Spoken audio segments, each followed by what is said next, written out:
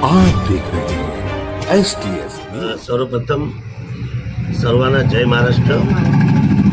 मी मनोज दत्तात्रेय पाटील, प्रभाग क्रमांक 21 मधून, आणि माझी धर्मपत्नी सौ कामिनी मनोज पाटील, प्रभाग क्रमांक 21 क, आणि मी प्रभाग क्रमांक 21 ड मधून सर्व धनाढ्य आणि बलाढ्य लोकांना च्या विरोधाला झुगारून आणि मी आणि माझी पत्नी आम्ही प्रचार करत आहोत। आता आणि माझी पत्नी आम्ही दोघंच निघालेलो आहोत। तर तुलाही प्रश्न पडला असेल की एवढा सगळा गाजावाजा होत असताना ह्या लोकांच्या एवढ्या रॅल्या निघतात, आम्ही दोघंच का चाललोय? तर मी सर्व तमाम जनतेला पहिले सांगू इच्छितो की 2 दिवस झाले माझ्याकडे कानावर अशा गोष्टी यायला लागल्यात की मनोज पाटीलला मी बसवलंय, मनोज पाटील प्रचार करणार नाही। तर मी एकच जनतेला निक्षून सांगू शकतो की मनोज पाटलाला बसवण्यासाठी अजून कोणी या पैदा झालेला नाही। मनोज पाटील कोणाच्या पैशाला झुकणारा माणूस नाही। तुम्ही मला आमिष दाखवण्याचा प्रयत्न केला पण मी झुकलो नाही।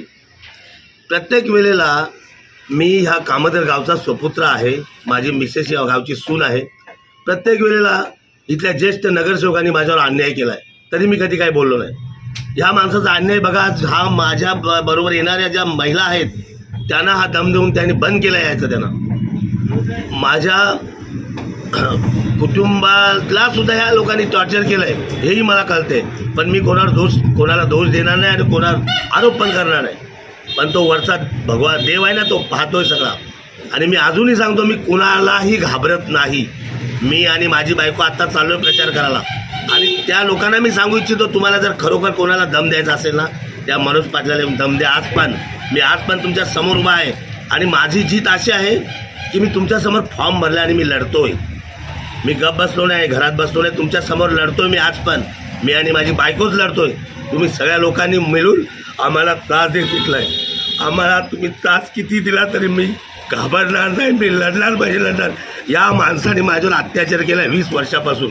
माझ्या मुलीच्या साखरपुड्यामध्ये ह्या माणसाने, जिथे खाली अरविंद माझ्या पोरीचा साखरपुडा होता, त्या साखरपुड्यात च्या जागेवर सुद्धा या माणसाने ज्या लोकांना शिव्या दिल्या की त्याच्या पोरीच्या साखरपुड्याला जागा का दिली, ते कमी होतं का काय म्हणून ह्या माणसाने पुन्हा माझ्या पोरीच्या हळदीमध्ये सुद्धा माणसं पोलीस पाठवून माझ्या गरीबाच्या हळदीच्या पोरीचा नुकसान केलेलं आहे। म्हणजे आम्ही गरीब असतो म्हणजे काय झालं? आम्ही काय कोणाचं खाल्लं का? त्याचे 2 पैसे मी खाल्ल्यात का कधी? आणि एवढा अत्याचार! अरे आम्हाला प्रचार करून देत नाही तुम्ही।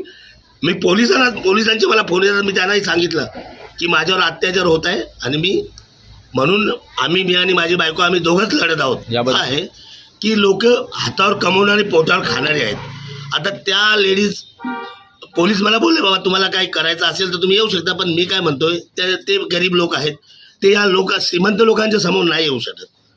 ते बोलतात दादा आम्हाला आज इथंच राहायचं आहे, उद्या इथंच राहायचं आहे। म्हणून मी सांगतो, तुम्ही अत्याचार अजून करा आमच्यावर, पण तुम्ही हारणार आणि मनोज पाटील जिंकणार। मी ज्या वेळेला तुमच्या समोर उभा राहिलो ना आणि फॉर्म भरला ना, आत्तापर्यंत मी लढलोय, आता मी सांगतो तुम्ही हारणार आणि मी जिंकणार बस। पण लोकांना माझी विनंती आहे की आम्ही अजून बसलेलो नाही, जोरशोरचे प्रचार आमचा चालू आहे आणि आम्ही प्रचार करतच राहणार।